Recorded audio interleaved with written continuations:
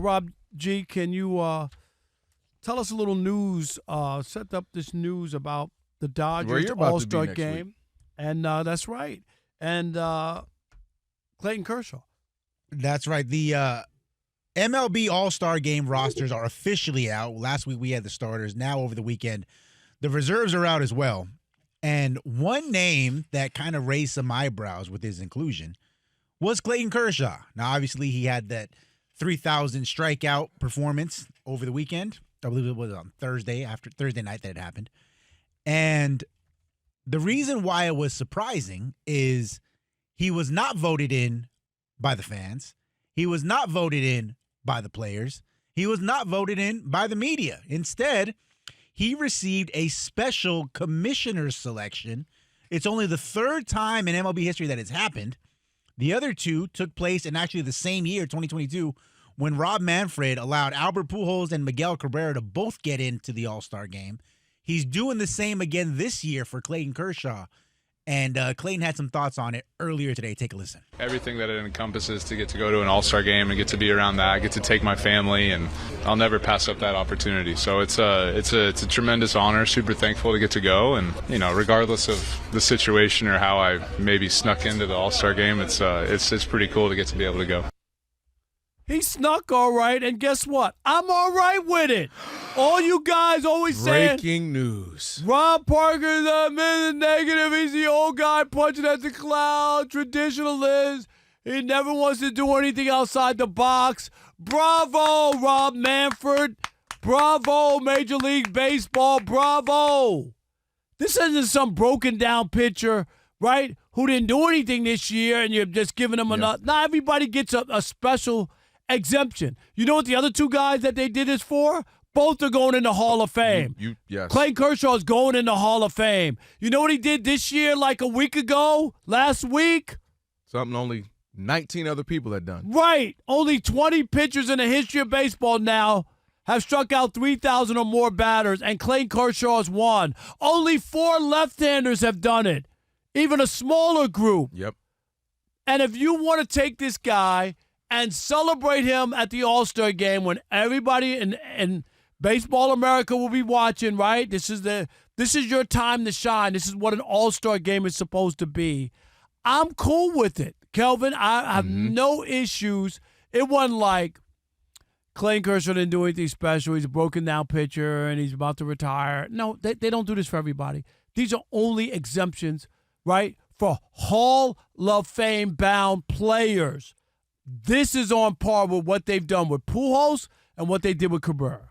I have no problem with it because of a key couple of things. Number one, you just mentioned it. I love the scarcity. I love that they don't do this all the time. Right. They don't do this every year. It doesn't get boring. It isn't taken away from another guy's spot all the time. 3 years they've done this, 2022 and this year, for 3 guys that any single person is going first ballot Hall of Famer in. There we go. And so I have no problem in it when it's that rare, when it's that special, when it's that unique. Also, why I don't have a problem with it, because one thing baseball does, and they did it to fault for years, in my opinion, was they were all about ghost. Everything was about Mickey Mantle and Ted Williams, and they too much when it was like, yo, what about some young guys doing it now? And now I think they've got a good balance of honoring the past, honoring the current, and honoring the Clayton Kershaw's where he's current, but he's going to be one of those guys who was the best of his generation, and they're taking care of that. So I like that baseball has found a great median of honoring the young guys and being hip and cool. Rich history, right? But they honor their history, right. So they're not gonna turn this down. And baseball's All-Star game truly, like, it is a fan experience where they honor. It's all about the guys, and they do multiple different things. They'll do the best of each franchise, the 4 best from each franchise. They'll do this. They'll pair an old guy with a new guy for the photo op, and they're good at that. Home run derby. They let their dad pitch to a. I mean, like those are some great moments. Yep. And so they've mastered that. So to me, Clayton Kershaw is universally respected, universally agreed that he's one of the best, if not the best of his era, his generation. The best of his generation. Exactly. There's no doubt about it. And so to me, honoring that guy, I don't have a problem with it. If Steph Curry in a couple years. No. I'm sorry. Did I say that? Rob G, I pushed it too far. I did a Dodger and Steph Curry. We were good. You almost threw up in your mouth. We were good until you just threw out. Why you got to throw out Steph Curry? Well, because I was going to say LeBron, and you would have said no, too. No. You might have gave it to LeBron, though. All right, but you know what? I'm not the negative Nelly in the room. It's Rob G. And Rob G is a low-key negative Nelly, by the way. Yes, I am. He's a You negative are. You Nelly. hide it well, but you are a low-key I'm negative just Nelly. loud, so you always think I'm negative. Yeah, Rob G. I'm usually optimistic, and then I met Rob Parker. And I'm like, you know what? This seems to be the way to do things. Yeah, you've been negative Nelly since I've known you. Yeah, so I'm not going to have a big problem with it, but I have a problem with it. What is this singular And problem you have, sir? It's twofold. Number one, this is an exhibition. It doesn't really count. So the idea of a guy being on an all-star team shouldn't be that big of a deal, right? Because it doesn't really matter in the grand scheme of things. Here's the problem, though. The idea of an all-star game is, if you talk to fans, it's not even about rewarding who's having the best season. It's, I just want to see the stars out there. I don't care if you guys talked about Juan Soto last hour. If Juan Soto had a terrible start, he is one of the best players in baseball no matter what. I want to see him out there, right? So if the fans decided, I don't really want to see Clayton Kershaw out there, he wasn't voted in, why is it that Rob Manfred took it upon himself to say, you know what, I'm going to put him out there whether you want him or not? If that was going to be the case, then I don't need the other 14, whatever, or I think it's 18 first-timers that they have this year. Because half of them, unless you're a big baseball fan, America doesn't know, right? So that's number one.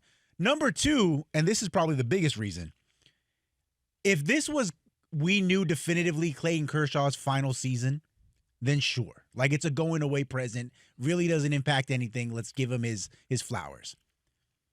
What if he plays next year? Here's my pushback. What if he plays the year after that? He could play next year. Is he going to be exempted every single year? No, he's not. Then what's the point of doing it? No, because you don't know that, but you don't want to guess and then next year say he has an injury or something.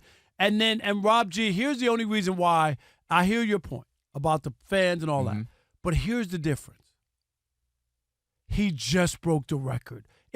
Not broke a record, just joined the 3,000 strikeout club. Do you know what I mean? So that gives you a platform to give him his flowers on that stage. Clayton Kershaw, the 20th pitcher in the history of baseball to get 3,000 strikeouts. It doesn't happen every day. It's in the case right now where a lot of people are saying we might not even see another pitcher do it. I'm people. Rob G, and to add to that, Rob G, so you have your tie-in. You say, why is it relevant? I'll tell you why it's relevant. He just got the 3,000 mark, as Rob stated. Also, his team is the current reigning World Series champ. So it's not as if, again, he's been on a terrible team for 10 years. Nobody's talked about him, hadn't thought about him.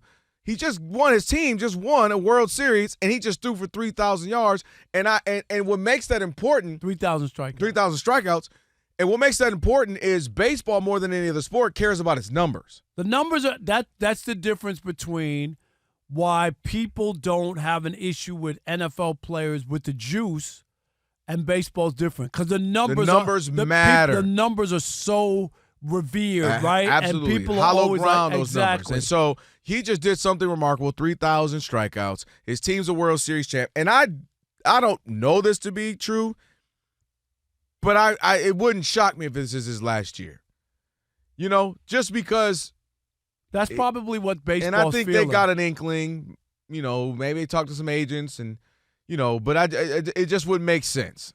And so to me, I have no problem. If you told me they've done it 3 times for those 3 guys, 3 Hall of Famers, a guy who just threw 3,000 strikeouts, a guy who is currently a World Series champ, I have no problem with it. And you just mentioned something else. Half the players we won't know, everybody know Clayton Kershaw. Everybody. Yeah, but here's the problem. Everybody. The last guy or one of the last guys to get the 3,000 strikeouts was Justin Verlander, right? Why didn't they do that for him? He's not retired yet. Neither is Clayton Kershaw. No. Justin Verlander is 42. He's been terrible now basically for 2.5 seasons because he's been dealing with injury. Justin Verlander was amazing. Is he Clayton? You could argue he was better than Clayton Kershaw because of his postseason success. Yeah, but Clayton's ERA is 2.51. That's fine. So he's Peyton Manning. Is it Peyton Manning versus Tom Brady? What? Is people going to view Peyton Manning as a better quarterback? I would, but not everybody. He was a better talent for sure. But the difference is this. Again, the reason you do it this year. What did he just do last So week? then why didn't they do It's that so for fresh. Verlander? When he In did his 2023, why did they not do it for him? I'll tell you why. I'll tell you why. I'm gonna tell you Put why. the camera on me. Put the camera on me. Put the radio microphone Put the mic on me. me. I'll tell you why, Rob G. It's easy. He was with. What are you doing? Shut up. Let me cook. It's easy. He was with the Houston Trastros. And they didn't want the controversy. That's a good point. Oh, that's a World Series, and that, they didn't really win it. And that they want to just keep silent, keep it moving. They got their title. We know it was cheating. We all know what's going on. People got wires on the chest. People banging on the trash cans like they're bongos. So that's why, Rob G. They were like, let's just keep this movement going. Congratulations for you, 3,000. Move on. That's why. You just run into a really sticky situation moving forward. When you start making special exemptions, it naturally shows favoritism to certain guys. And I'm not saying Clayton Kershaw isn't one of those guys who deserves it, but now you got to have a hard line somewhere between guys who will deserve it and guys who won't. And it's just, again, if he was retiring for sure this year, it's a different conversation. But if he plays 2-3 more years, then it just looks awkward. Tell him not to pitch with the Astros. Tell him he better retire. He would have You been better fine. hang it up this year. If he didn't pitch with the Astros, Justin Verlander might have been honored. Might. Heavy on the mic, though, by the way. All right. Kershaw's a shoot is a given.